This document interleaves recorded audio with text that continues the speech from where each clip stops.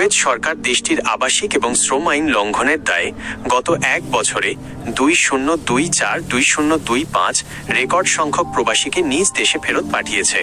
আপনার উল্লেখ করা সংখ্যাটি সঠিক তথ্যের খুবই কাছাকাছি।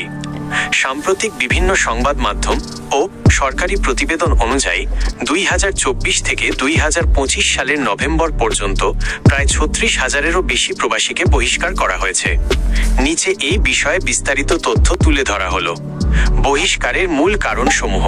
কুয়েতের স্বরাষ্ট্র মন্ত্রণালয় জানিয়েছে, মূলত দেশটিতে শৃঙ্খলা বজায় রাখা এবং অবৈধ শ্রম বাজার নিয়ন্ত্রণের জন্য এই কঠোর পদক্ষেপ নেওয়া হয়েছে।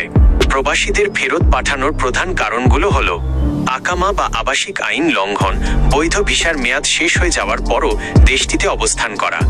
শ্রম আইন লঙ্ঘন, যে মালিকের কফিল নামে ভিসা, সেই মালিকের অধীনে কাজ না করে অন্য কোথাও কাজ করা। অপরাধমূলক কর্মকাণ্ড, মাদক ব্যবসা, চুরি, মারামারি বা অবৈধ অনৈতিক কাজের সাথে সম্পৃক্ততা। ট্রাফিক আইন লঙ্ঘন, বারবার ট্রাফিক সিগন্যাল অমান্য করা বা গুরুতর ট্রাফিক আইন ভঙ্গ করা। ভিক্ষাবৃত্তি, কুয়েতে ভিক্ষা করা কঠোরভাবে নিষিদ্ধ, এ কারণেও অনেককে বহিষ্কার করা হয়েছে। পরিসংখ্যানের এক নজর। 2024 সাল বছর জুড়ে প্রায় 35,000 প্রবাসীকে বহিষ্কার করা হয়। 2025 সালের আপডেট, 1 জানুয়ারি থেকে 10 নভেম্বর 2025 পর্যন্ত মোট 34,143 জন প্রবাসীকে ফেরত পাঠানো হয়েছে। সাম্প্রতিক অভিযান, শুধুমাত্র 2025 সালের মে ও জুন মাসেই প্রায় 6,300 প্রবাসীকে বহিষ্কার করা হয়।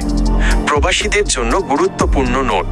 কুয়েত সরকার বর্তমানে কুয়েতীকরণ কুয়েটাইজেশন নীতি অনুসরণ করছে, যার লক্ষ্য হল বেসরকারি ও সরকারি খাতের চাকরিতে নিজেদের নাগরিকদের প্রাধান্য দেওয়া এবং বিদেশি শ্রমিকের সংখ্যা কমানো।